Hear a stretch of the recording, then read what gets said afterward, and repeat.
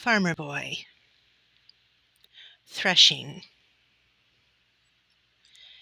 The wind howled and the snow whirled, and a mournful sound came from the cedars.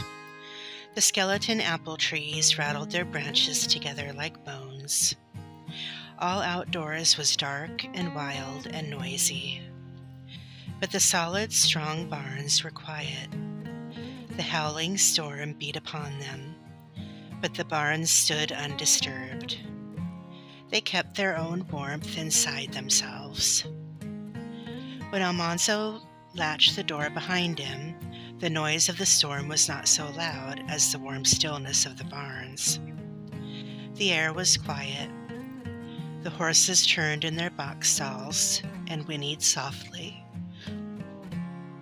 The colts tossed their heads and pawed. The cows stood in a row, placidly swinging their tasseled tails. You could hear them chewing their cuds. Almanzo stroked the soft noses of the horses and looked longingly at the bright-eyed colts. Then he went to the tool shed where Father was mending a flail. The flail had come off of its handle, and Father had put them together again. The flail was an ironwood stick, 3 feet long, and as big around as a broom handle. It had a hole through one end. Its handle was 5 feet long, and one end was a round knob. Father put a strip of cowhide through the hole in the flail and riveted the ends together to make a leather loop. He took another strip of cowhide and cut a slit in each end of it. He put it through the leather loop on the flail. Then he pushed the slits over the knobbed end of the handle. The flail and its handle were loosely held together by the 2 leather loops, and the flail could swing easily in any direction. Almanzo's flail was just like Father's, but it was new and did not need mending. When Father's flail was ready, they went to the south barn floor. There was still a faint smell of pumpkins, though the stock had eaten them all. A woodsy smell came from the pile of beech leaves, and a dry, strawy smell came from the wheat. Outside, the wind was screeching and the snow was whirling, but the south barn floor was warm and quiet. Father and Almanzo unbound several sheaves of wheat and spread them on the clean wooden floor.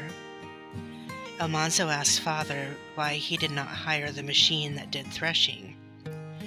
3 men had brought it into the country last fall, and Father had gone to see it. It would thresh a man's whole grain crop in a few days. "That's a lazy man's way to thresh," Father said.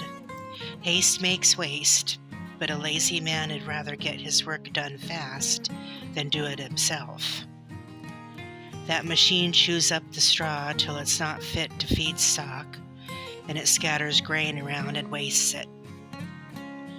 All it saves is time, son, and what good is time with nothing to do? You want to sit and twiddle your thumbs all these stormy winter days?" "No," said Almanzo. He had enough of that on Sundays. They spread the wheat 2 or 3 inches thick on the floor. Then they faced each other, and they took the handles of their flails in both hands. They swung the flails above their heads and brought them down on the wheat. Father's struck, then Almanzo's, then Father's, then Almanzo's. Thud, thud, thud, thud.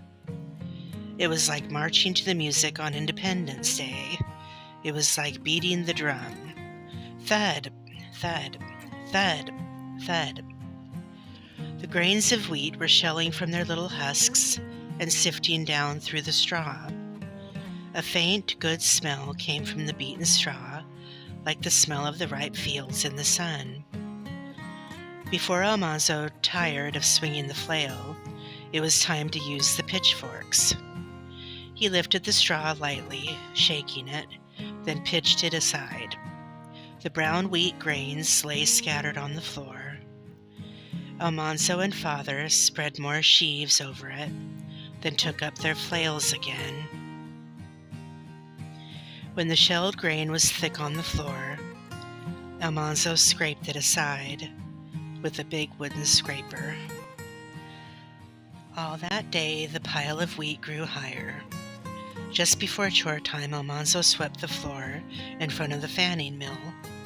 Then father shoveled wheat into the hopper, while Almanzo turned the fanning mill's handle.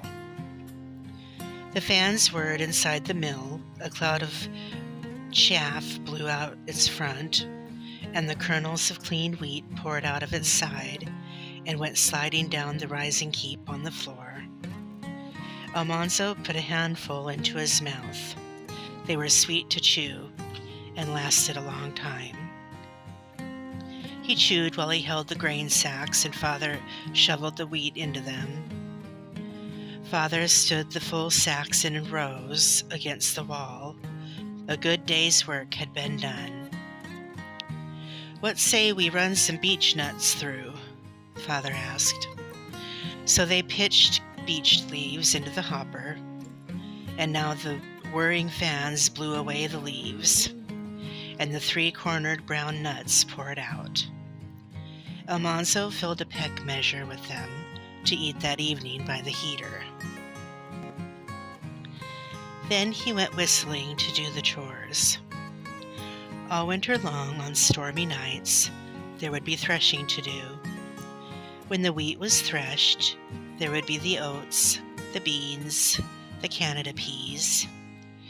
There was plenty of grain to feed the stock, plenty of wheat and rye to take to the mill for flour.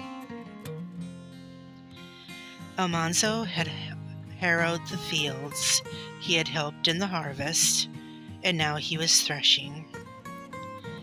He helped to feed the patient cows and the horses eagerly winning over the bars of their stalls, and the hungrily bleating sheep and the grunting pigs.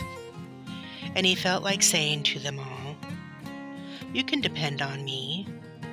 I'm big enough to take care of you all." Then he shut the door snugly behind him, leaving them all fed and warm and comfortable for the night, and he went trudging through the storm to the good supper waiting in the kitchen.